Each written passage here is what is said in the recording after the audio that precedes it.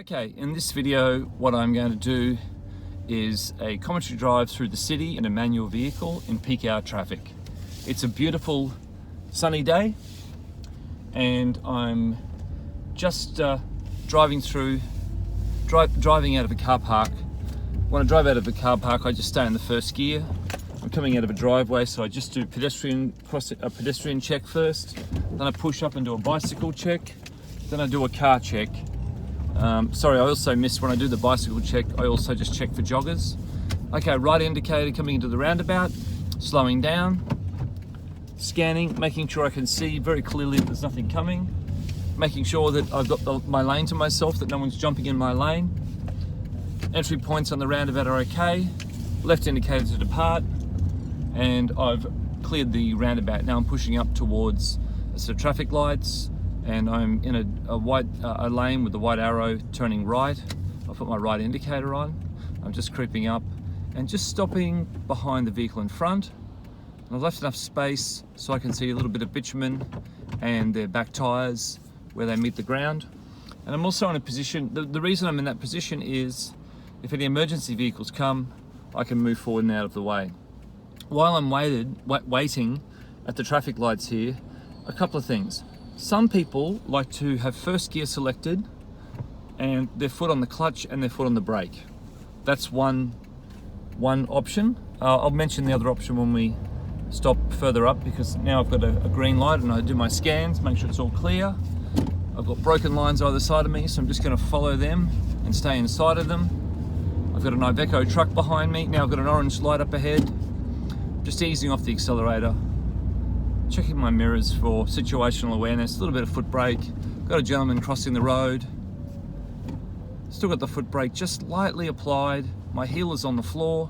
Bring the clutch in all the way to the back wall. Complete stop behind the stop line. Got the Iveco on the left. Got a Hyundai on the right. We're in peak hour traffic, 3 lanes of traffic heading into Brisbane City. This time I'm going to put the handbrake on to secure the vehicle, and I've gone to neutral. Now the thing is, if you're training your learners and they choose to do that, they just need to anticipate the light change so that they don't get caught napping, so to speak. So the lights have gone green, we're in first, and away we go.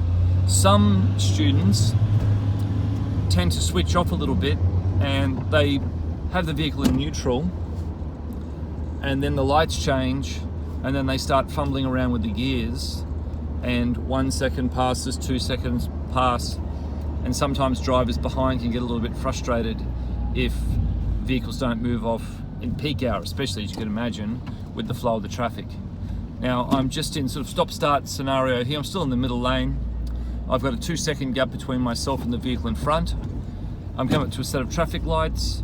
I've got a car behind me about 1 second behind, and what I can see now is brake lights. I have enough space to push through this intersection. I've got 3 seconds between myself and the car in front. I'm just checking my right mirror. It's actually clear, the right lane. The left lane's got flowing traffic, a little bit quicker than my lane.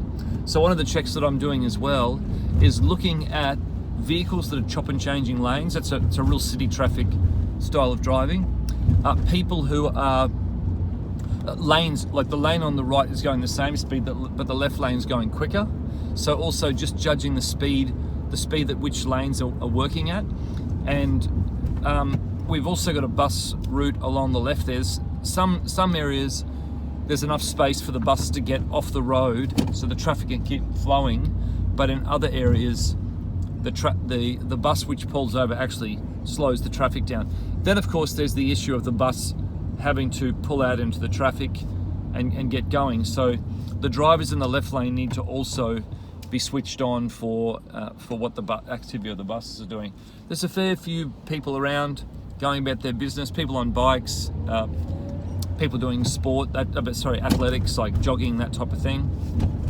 And I'm just keeping my eyes peeled on the road, watching side streets. Now I'm just looking really deep up ahead into what's happening. Is there congestion? Is the traffic actually moving? I can see that the traffic's heavy, but it is moving. I want to get to the left lane, so I'm starting to work over my left mirror.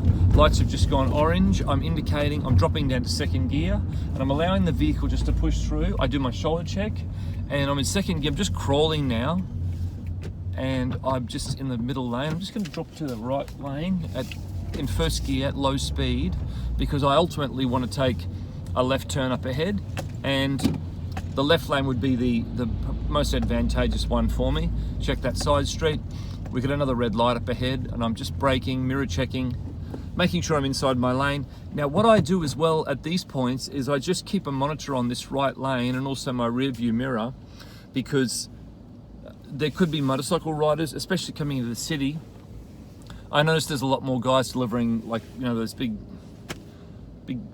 storage compartments in the back, you know, delivering pizzas and food and all that from those various companies. So part of what I do now, just as a safety check, is just be aware that they could be around me.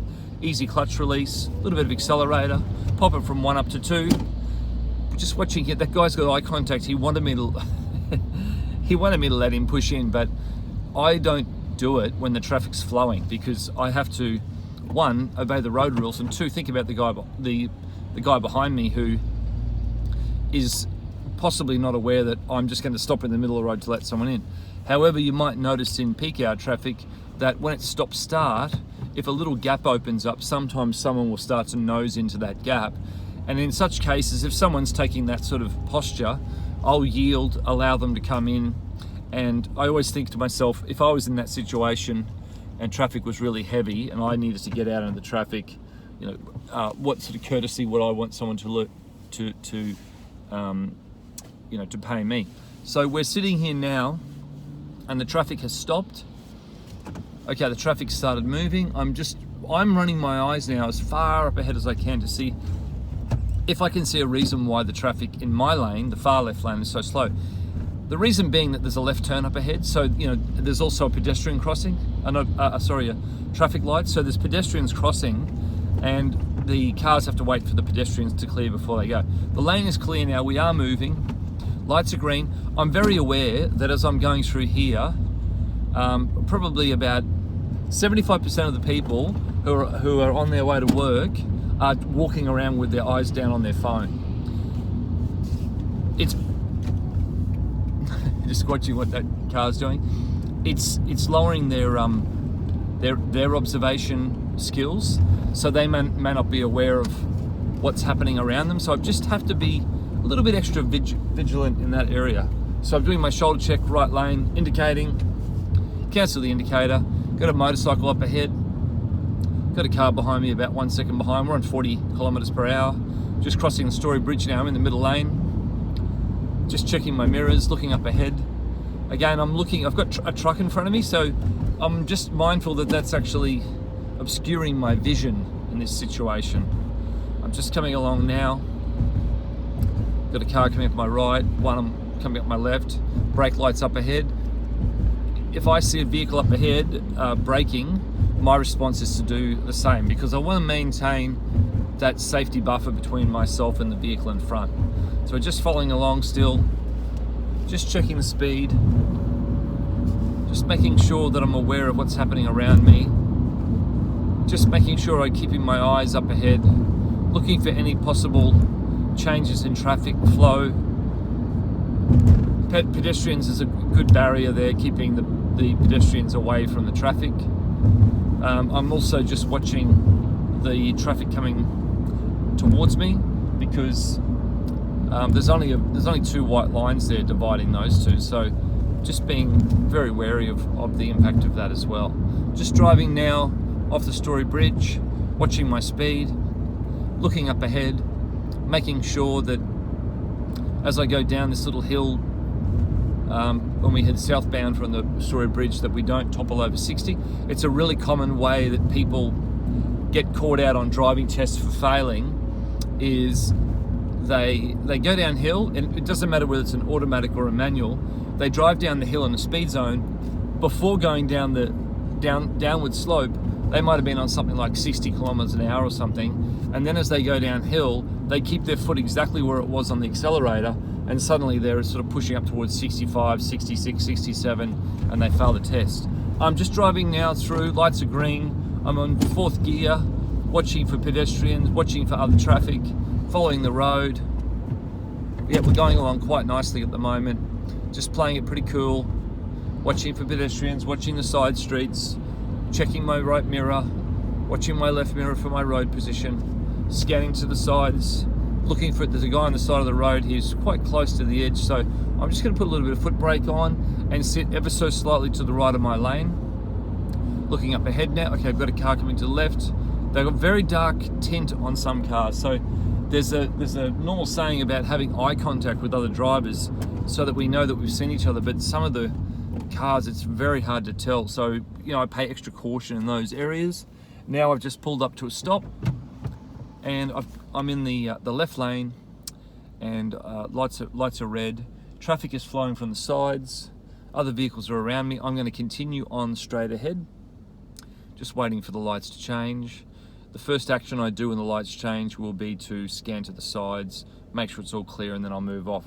I'm also doing my checks for motorcycles.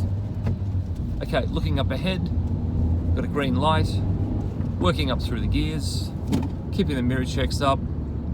Now, this middle lane stops, so I'm just wary when the middle lane stops and mine's flowing that some people are going to jump ship and want to come into my lane. So I'm just very cautious about, yeah, okay, here comes one now. No, okay, the indicator's on, they're looking, they want to come over. I'm just going to back off and allow them to do so, just take that defensive action. Okay, the car's come in front, I've backed it off, I'm only in second gear. That driver wanted to get from the third lane to the second to the first lane that I'm in to take the left turn, so I've just allowed them to do that. No point sort of trying to be aggressive and bustle in front of them and put more pressure on other drivers, especially in peak hour. You know, with peak, what it is what it is. You're not going to get to work or to wherever it is that you're going in record time. There's a bike rider up the middle. So again, just those right mirror checks. But I'm also watching the rear view mirror and the right mirror for cyclists, and he looks like possibly a courier rider. So he's riding around as fast as he can to get, you know, deliveries done and that type of thing. Okay, I'm stopped here at the lights. I've got my foot on the clutch. I've got first gear. I've got my foot on the brake, and I'm just holding. I'm just waiting for the lights. This is a fairly major intersection. We're just outside the Gabba cricket ground, and lights are still red. Traffic's still flowing. There's a big line of stop traffic now, so I've just got to be patient. So I think this is where I'll just take a moment to talk about making sure that when you are in peak hour traffic, some people get into the habit that basically they're bored and they're on their phone the whole time going in peak hour traffic to work because they do a lot of stop starting, and that's a way of entertaining themselves, is to be on the phone texting and that type of thing. I would really encourage people to basically form some little rituals and routines around any drives that they do that are routine, so that they can manage themselves legally and safely.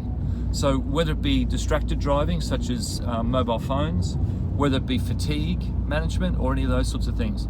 One thing that I have in my car is hands-free, and there are restrictions on who can and can't use hands-free, but as a mature driver, I've just found that I can legally now know that I can operate in a manner which is legal and safe. Now, I will hasten to add that at times I won't, just monitoring the traffic here.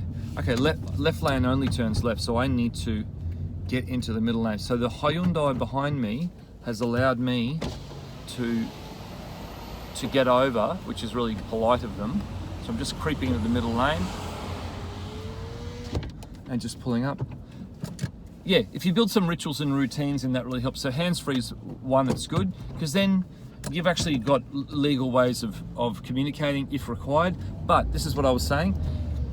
There are times when I just don't, just because you can doesn't mean you should. Your primary focus needs to be on the task of driving. So that's, that means that if you can't talk or anything like that because you're busy, then don't do it. Okay, so I'm just going to finish up on this one. There's more that we can extract from city driving and peak hour driving, but I hope that this session has given you some guidance on some of the key principles of busy traffic driving.